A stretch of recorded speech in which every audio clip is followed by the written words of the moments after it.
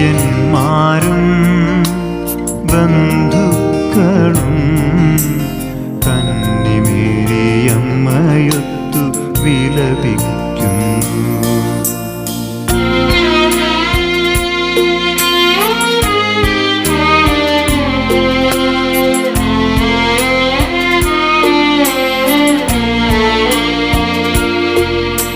സ്നേഹിക്കാനും സേവനത്താൽ നിന്നെ എന്നും സ്തുതിച്ചിടാനും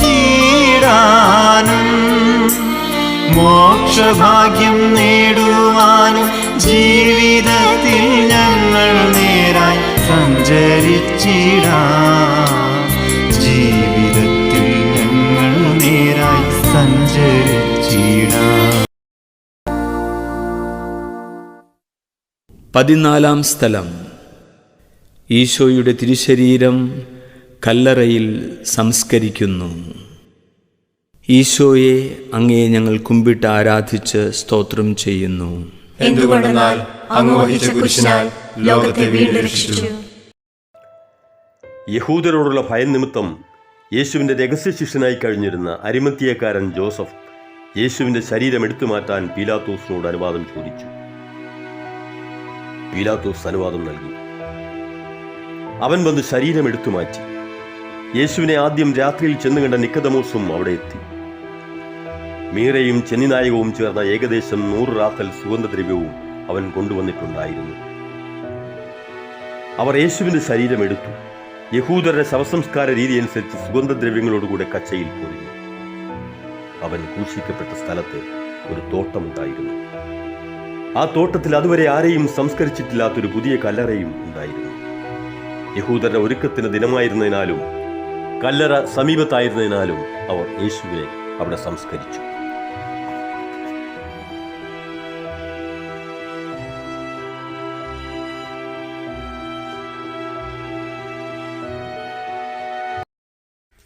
കുരിശിന്റെ വഴിയിലെ 14 സ്ഥലം നമ്മളെ ഓർമ്മിപ്പിക്കുന്നത് ക്രിസ്തുവിന്റെ മൃതദേഹം കല്ലറയിൽ സംസ്കരിക്കുന്നതിനെ കുറിച്ചാണ്.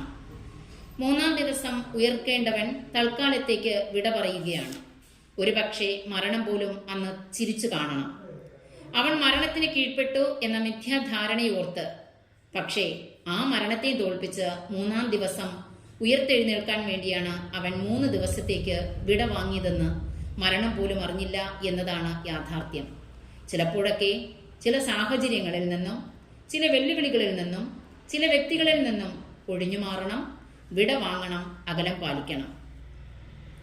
അതൊരിക്കലും പരാജയമല്ല, അതൊരിക്കലും ഭീതിയല്ല, ഭയമല്ല, മറിച്ച് ഒരു വിടവാങ്ങലാണ്, ഒരു അല്പം മാറി നിൽക്കലാണ്. നമുക്ക് ഓരോരുത്തർക്കും നമ്മൾ ആരാണെന്നും എന്താണെന്നും നമ്മുടെ കഴിവുകൾ എന്താണെന്ന് അറിയാമെങ്കിൽ എന്തിനാണ് നമ്മൾ മറ്റുള്ളവരെ ബോധിപ്പിക്കാൻ നിൽക്കുന്നത്? ക്രിസ്തു ചെയ്തതും അതുതന്നെയാണ്. ഒരു പക്ഷേ ലോകത്തിന്റെ എല്ലാവരുടെയും കണ്ണുകളിൽ അന്നവൻ പരാജയപ്പെട്ടവനായിരുന്നു, മരണത്തിന് കീഴ്പ്പെട്ടവനായിരുന്നു. പക്ഷേ അവനറിയാം 3-ാം ദിവസം അവൻ ഉയർത്തെഴുന്നേൽക്കുമെന്നുള്ള യാഥാർത്ഥ്യം. ഇന്ന് തന്നെ നോക്കിച്ചിരിക്കുന്ന ഈ മരണം പോലും തനിക്ക് മുൻപിൽ തലകുനിക്കും എന്നുള്ള യാഥാർത്ഥ്യം അവൻ അറിഞ്ഞിരിക്കണം. നമുക്കും അറിയേണ്ടത്, നമ്മളും വിശ്വസിക്കേണ്ടത് ഈ ഒരു കഴിവിലാണ്. നമ്മൾ എന്താണ്, നമുക്ക് എന്തെല്ലാം ചെയ്യാൻ സാധിക്കും. ഇത്രയേറെ സൗഹൃദങ്ങളും ബന്ധങ്ങളും ഇത്രയും ദൃഢമായിട്ടുള്ള ഒരു കുടുംബവും നമുക്കുണ്ട്. ഈ കുടുംബമുള്ളപ്പോൾ, ഇത്രയേറെ കഴിവുകളോടുകൂടി ദൈവം നമ്മെ ഭൂമിയിൽ സൃഷ്ടിച്ചപ്പോൾ തീർച്ചയായും സങ്കടപ്പെട്ടും വിഷമിച്ചും ഇരിക്കാനല്ല അവൻ ആഗ്രഹിക്കുന്നത്.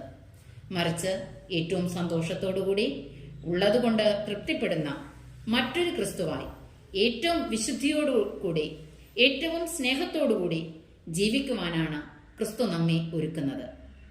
പ്രിയപ്പെട്ടവരെ, ആവശ്യവും അത്യാവശ്യവും അനാവശ്യവും തിരിച്ചറിയാൻ നമുക്ക് സാധിക്കണം. അവിടെയാണ് എന്താണ് വേണ്ടതെന്നും എന്താണ് വേണ്ടാത്തതെന്നും തിരിച്ചറിഞ്ഞ് ക്രിസ്തുമാർഗം പിൻചെല്ലാം.